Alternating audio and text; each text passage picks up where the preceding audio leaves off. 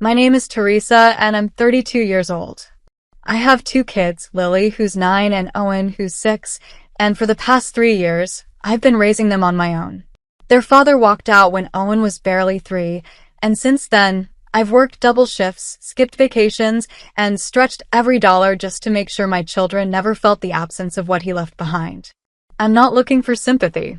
I'm just telling you the truth about who I am before I tell you what happened, because what happened still makes my hands shake when I think about it. My mom, Sandra, has always favored my younger sister, Vanessa. I accepted that a long time ago. Vanessa is the golden child, the one who never had to try too hard, the one whose mistakes were always smoothed over, the one whose name was said differently in our house, softer somehow, like it deserved more care. I was the responsible one. The one who paid her own way through college, found her own apartment, built her own life. And somewhere along the way, I think my family mistook my self-sufficiency for not needing anything at all. Last spring, Mom called me on a Tuesday evening while I was packing school lunches for the next day. She told me that she was planning a big family vacation, a beach resort trip, 2 weeks all-inclusive, and that she needed help with the deposit because Vanessa's account was temporarily frozen due to some banking issue. She said she'd pay me back within the week.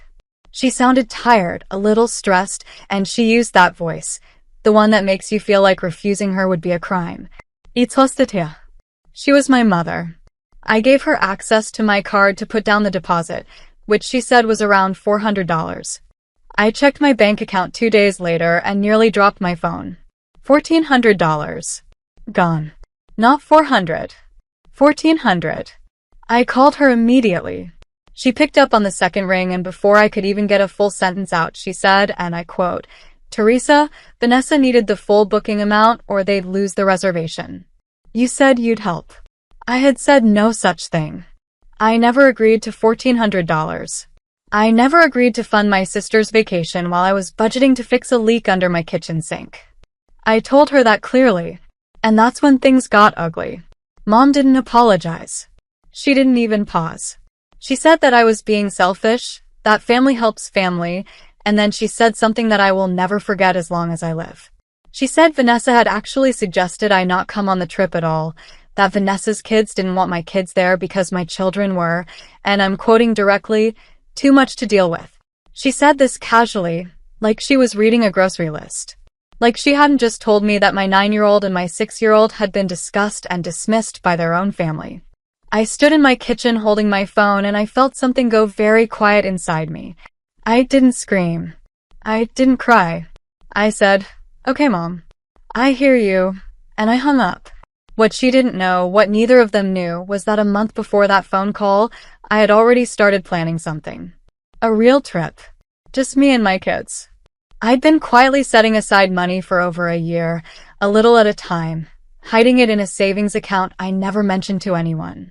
I had booked a 5-night stay at a resort in Florida. Not the flashy kind, but the kind with a real beach and a pool and a breakfast buffet where kids eat free. I had printed the confirmation and folded it into the front pocket of my planner where I kept the things that were only mine. I didn't book it because I was expecting to be excluded. I booked it because I had finally decided that my children deserved a real vacation, and I was going to give them one even if it took me 2 years to save for it. As it turned out, the timing was about to become something else entirely.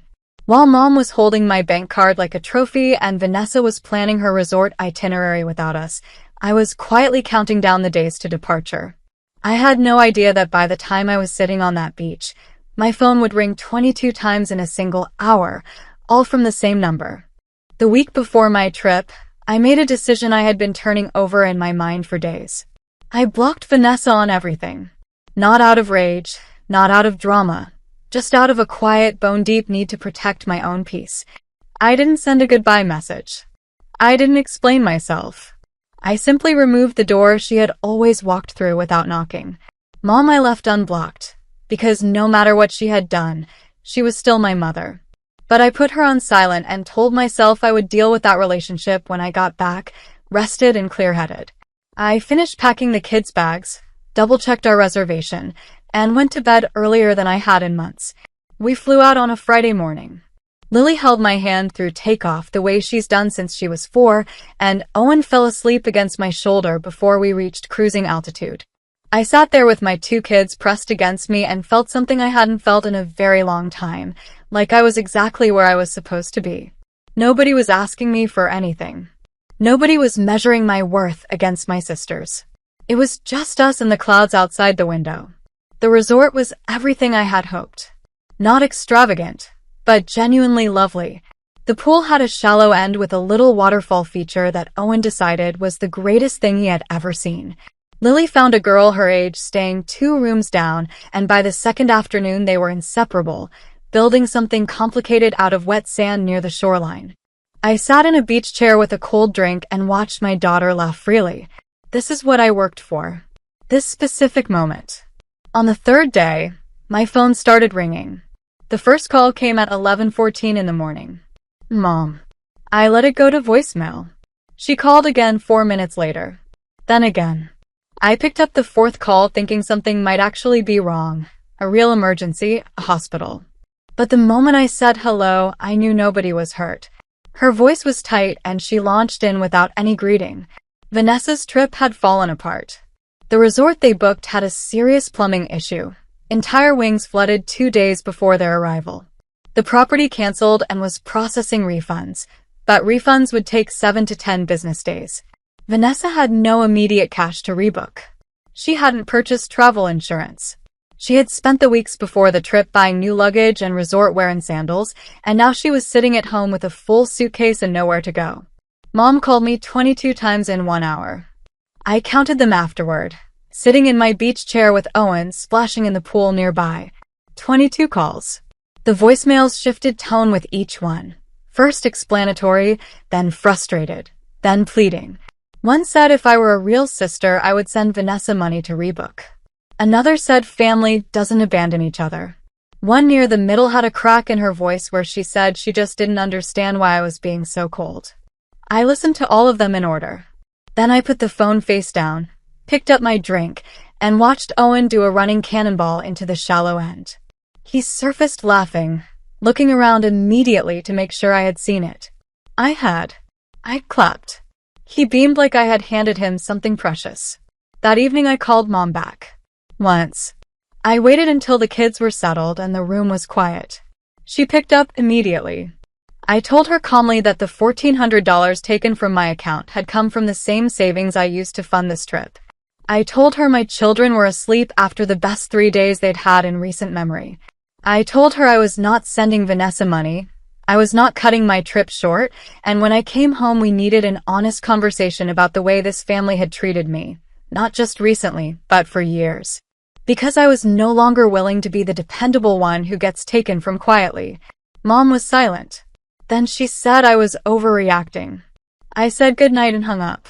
It didn't feel like victory. It felt like finally setting down something very heavy I'd carried so long I'd stopped noticing the weight. I sat on the balcony afterward and listened to the ocean and didn't think about much at all.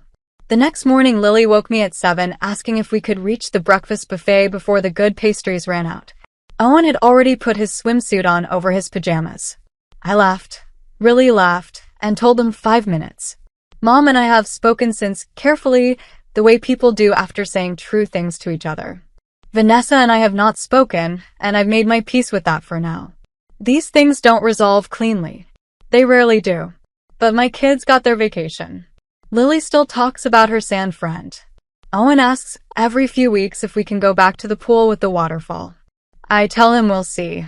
And for the first time in a long time when I say that, I actually mean yes. If this story stayed with you, please subscribe to this channel. There are more stories here. Real ones, raw ones, the kind that remind you that you are not alone in what you're going through. Hit subscribe and stay with us. You'll be glad you did.